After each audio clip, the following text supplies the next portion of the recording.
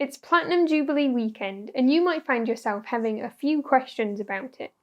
What's a Jubilee? Why should I care? And what are some of the long-standing traditions that we're still doing to this day to celebrate? Well, lucky for you, I might be able to help. A Jubilee is a celebration of a milestone in the reign of a monarch. The major milestones are silver for 25 years, gold for 50 years, diamond for 60 years, and platinum for 70 years. And there are also minor milestones in between. So why is 2022 so special? 2022 will be the first time that a Platinum Jubilee will be celebrated, as no British monarch has ever reigned for 70 years. But have the British monarchies celebrated Jubilees before? As you are very likely to have always lived under Queen Elizabeth's reign, that's honestly a good question. Very few people alive today have actually seen anyone else ever celebrate a Jubilee. But they did happen, and are probably even further back than we even know. There is very few recorded evidence of how early Jubilees would have been celebrated. George III's was the earliest significant Golden Jubilee celebration in 1809, which is thought to be the beginning of the tradition to mark the Jubilee year with a big celebration. However, it is more likely that people simply started living longer and dying less in battles for them to actually reach these milestones, and not to mention have more money and subjects who want to celebrate with them. George III was not the first British monarch to have reached 50 years of reign. In fact, there are three: King Henry III, Edward III, and James VI as King of Scotland. What little we do know of Edward III's celebration of his Golden Jubilee in 1376 was actually similar to how we are about to celebrate Elizabeth's in June of 2022. It is noted that he had a magnificent procession accompanied by trumpeters and a week-long spectacular event. Although ours will be heavily leaning to more pop concerts and celebrities versus their jousting events with famous knights. But as I said, George III held his Golden Jubilee on the 25th of October in 1809, which actually celebrated his 49th anniversary and the year leading up to his 50th, a tradition that didn't continue as we started celebrating the year their reign turned 50. These celebrations in 1809 featured fetes, feasts, fireworks and processions, and a 50-gun salute. A service was held at St. Paul's Cathedral with a banquet afterwards, with food and money given to the poor so that everybody could celebrate. Even those in prison participated. Prisoners in Norwich Castle dined on roast beef, plum pudding, and a pint of ale, and in Newcastle 10 prisoners were released from the city jail and given half a guinea for dinner and to drink to King George's health. The King granted the release of all persons confined for military offences. Queen Victoria celebrated her Golden Jubilee in 1887. After her husband Albert's death in 1861, she had withdrawn from public life. Though it was still quite low-key, this celebration of her reign was instrumental to reconnecting her to the nation, and for the people to see her once more. It was a 2-day celebration, starting with a brunch picnic next to Albert's mausoleum at Windsor Palace, and then a train journey down to Buckingham Palace for a banquet. A procession the next day to a service at Westminster Abbey, and what was to become a tradition, an appearance at the balcony to receive the crowd. She had another banquet at Buckingham Palace which was attended by 50 foreign kings and princes, along with the governing heads of Britain's overseas colonies and dominions, and ended in a firework display. It was just a year prior to this, on September 23rd, 1896, that Victoria had just surpassed King George III as Britain's longest reigning monarch. A significant event on its own, but celebrations were delayed until the milestone event of the 60th anniversary of her accession to the throne. On the 20th of June 1897, she celebrated again with a private affair with a service in Windsor. In 1897, Queen Victoria became the first British monarch to celebrate a Diamond Jubilee, marking 60 years of her reign. 2 days later, Victoria held a royal procession through London and a short service at St. Paul's Cathedral. This was held outside, as the 78-year-old Queen, who suffered from arthritis, could not climb the steps to get inside. However, this allowed for more crowds to gather and attend the service with Her Majesty. Something else I learned while researching was that her procession was captured on film. The 1890s was an incredible time for early cinema, and they took this opportunity to capitalise on this national event. 40 cameras were set up along the route to capture the Queen as she drove along in an open-top carriage. This saw the largest attendance of any global film industry at the time. Clearly people were intrigued to see their monarch through a moving picture and could see for themselves what the film industry could achieve, and perhaps showed the media world how much of a pull the royal name could have. The Queen wrote in her journal for that day, "No one ever, I believe, has met with such an ovation as was given to me, passing through those 6 miles of streets. The cheering was quite deafening, and every face seemed to be filled with real joy. I was much moved and gratified," and called it a never-to-be-forgotten day. Embracing even more modern technology of her day, she also sent out a telegram across the world, stating, "From my heart I thank my beloved people, may God bless them." She would receive 1,310 telegrams of congratulations in return from her subjects. Beacons were lit to celebrate Queen Victoria's Diamond Jubilee. These were called back to an early system of communication, in an era before phones and wires. These were lit to warn of incoming danger, such as when the Spanish Armada appeared off the coast in 1588 during Queen Elizabeth I's reign more than 300 years ago.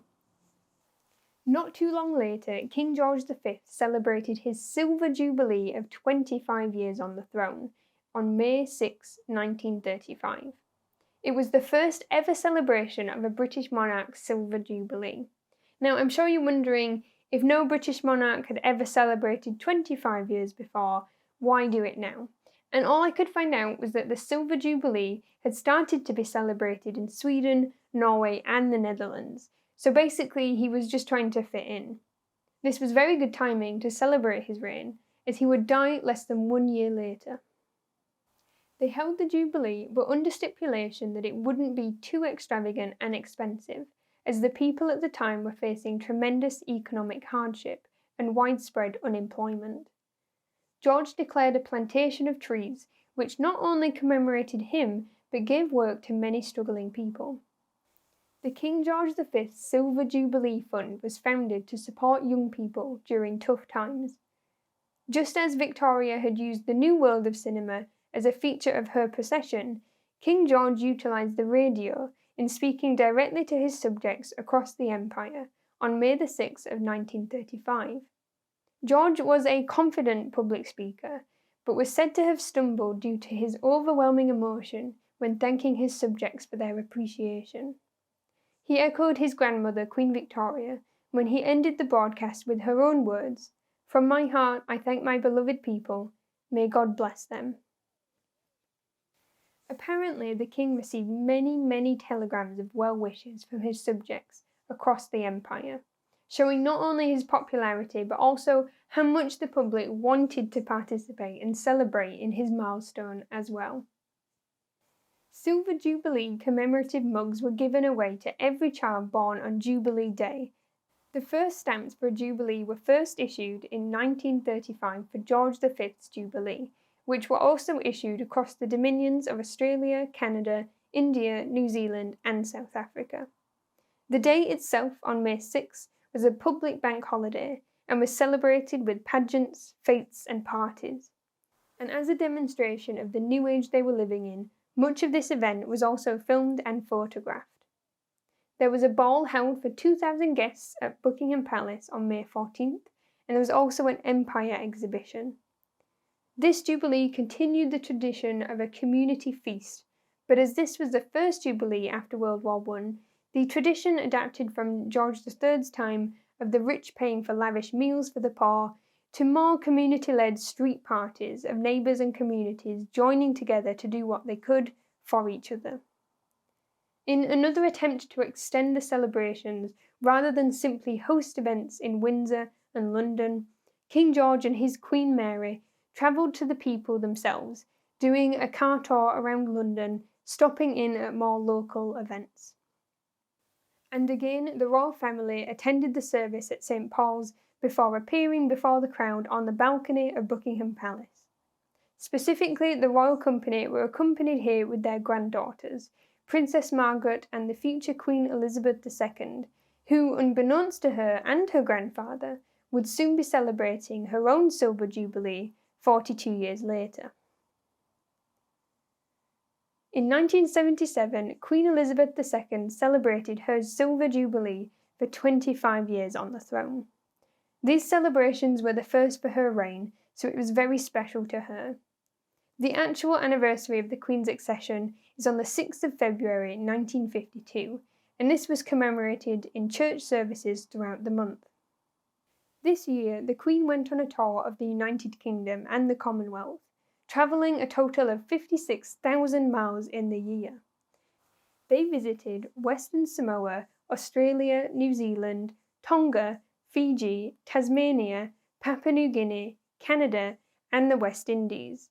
And in the UK, the royal couple paid visit to 36 counties across Scotland, England, Wales, and Northern Ireland. It was recorded that in Lancashire, over 1 million people turned out to see the Queen in person. No other sovereign had visited so much of Britain in just 3 months. A series of beacons were lit across the country to signal this event, a tradition Queen Victoria started to mark her Jubilee. As you will see, we have continued it into the 21st century. On Jubilee Day, the 7th of June, there was a procession parade in which the Queen rode in her golden state coach to St. Paul's Cathedral, very reminiscent of her own coronation and the very trip her great-great-grandmother, Queen Victoria, had taken. Much like Victoria, Queen Elizabeth also had her procession filmed, but this being 80 years later, hers would be broadcast on television. An estimated 500 million people would be tuning in from their own and the neighbours' living rooms to watch, but over 1 million turned up in person to secure a spot on the route. Back at Buckingham Palace, she and the royal family appeared on the balcony for the crowds below. Street parties and village parties were held across the country, and there was 4,000 reportedly held in London itself. Finally, a weekend of celebration was brought to an end with a river progress down the Thames on the 9th of June, another tradition said to honour Elizabeth I and her commonly used royal barge for travel up and down the Thames, most significantly her own coronation. There was obviously a firework display to end and a procession of lighted carriages for the trip back to Buckingham Palace, to allow for just one more balcony wave to the cheering crowd. The Queen's Silver Jubilee Appeal was also set up this year. The Queen dedicated this appeal to raising funds to support young people and encouraging support within communities. The Queen's Silver Jubilee Trust is now known as the Queen's Trust and has made grants of over 50 million, still operating for its original purpose in supporting growth and education of young people. For the Queen's Silver Jubilee, a special 25p coin was issued to mark her 25 years. Stamps were also issued for the Queen's Silver Jubilee in 1977, amounting to over 200 stamps across Commonwealth countries. Queen Elizabeth II's Ruby Jubilee was in 1992 to celebrate 40 years. There was no widespread public events planned for this, other than a few smaller things, a trip to Australia, and the release of some stamps and coins, but nothing quite so grand as the others. Everyone was simply amping up to the big 5-0. In 2002, for her Golden Jubilee, yet again the country and the Commonwealth came together for the Queen's 50th year celebrations. The Queen and Prince Philip participated in another tour of the UK and the Commonwealth. Her Majesty and His Royal Highness visited Jamaica, New Zealand, Australia and Canada, as well as every region of the UK. 6 key Jubilee themes were announced, which were celebration, community, service, past and future, giving thanks, and Commonwealth. Another weekend in June became the focus of the Jubilee, starting with a classical music concert, a church service at St. George's Chapel in Windsor, and a national service of Thanksgiving at St. Paul's Cathedral, followed by a ceremonial procession from Buckingham Palace. Beacons were lit yet again, this time seeing participation in other countries across the world. The Queen lit the last of 2006 beacons which had been lit in a chain across the Commonwealth. The weekend came to an end with a pop concert at Buckingham Palace featuring Paul McCartney, Bryan Adams, Elton John and Shirley Bassey, which of course ended with a fireworks display. Her Majesty made a speech during the lunch at Guildhall, London on the 4th of June 2002. Speaking to the nation, she said, "I would like to give my heartfelt thanks to each and every one of you. Here in Guildhall, those of you waiting in the Mall and the streets of London, and all those up and down this country and throughout the Commonwealth who may be watching this on television. Thank you for all your enthusiasm to mark and celebrate these past 50 years. In 2012, the Queen celebrated her Diamond Jubilee for 60 years on the throne, but this time the traditions were pretty well standard. Again, they held a Commonwealth tour, but this time featuring other members of the royal family, who visited all of the Commonwealth realms. The Queen and the Duke of Edinburgh travelled as widely as possible across England, Scotland, Wales and Northern Ireland, visiting every region during 2012. Street parties were once again held, calling them the Big Lunch Programme, for sharing food together with neighbours. This was apparently attended by 8.5 million people in the UK. This one you may remember for the River Thames pageant, for which a flotilla of 1,000 boats from across the UK, the Commonwealth and across the world, going down the River Thames, led by the royal barge the Queen herself was on.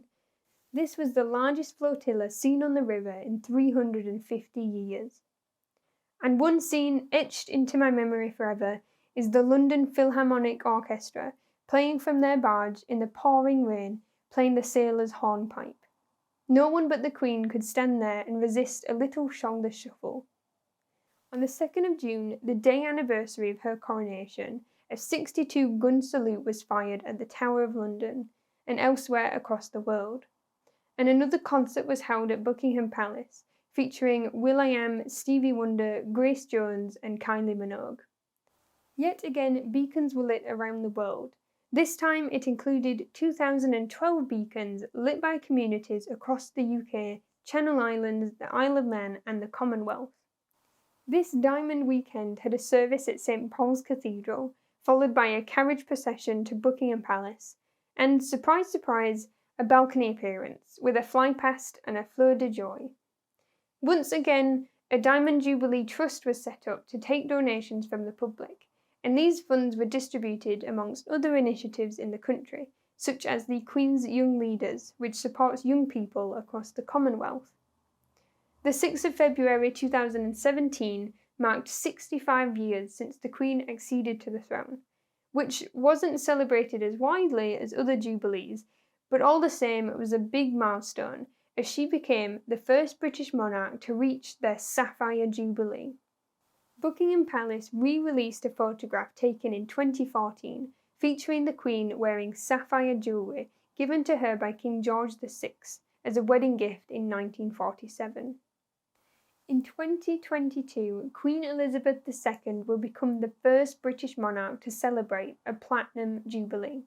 She is part of only a small group of world leaders who have ever achieved this milestone. The celebrations will be very similar to events held before, over the extended bank holiday weekend, from Thursday the 2nd of June to Sunday the 5th of June, 2022. But there are so many things happening through the summer too. Make sure you try to check out any that you can in your local area. Despite how you feel about the monarchy, these events can help us come together, celebrate and reflect on our history. So what are some of the things happening this year?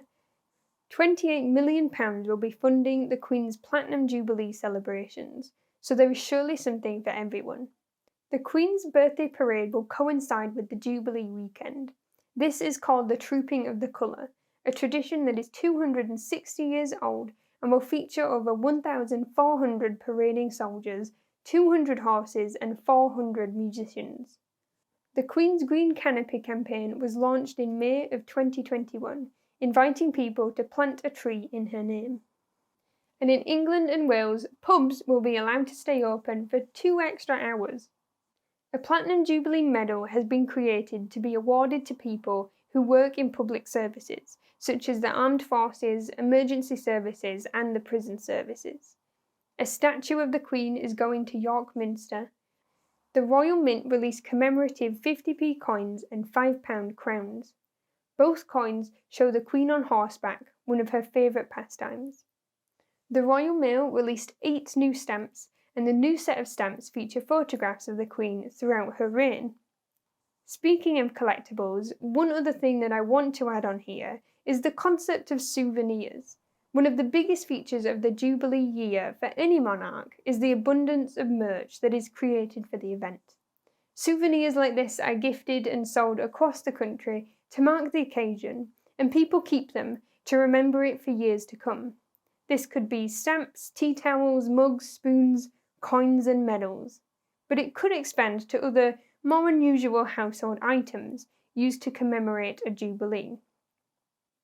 Queen Victoria's Golden Jubilee was featured on teapots, butter dishes, mirrors, handkerchiefs, wallpaper and pipes.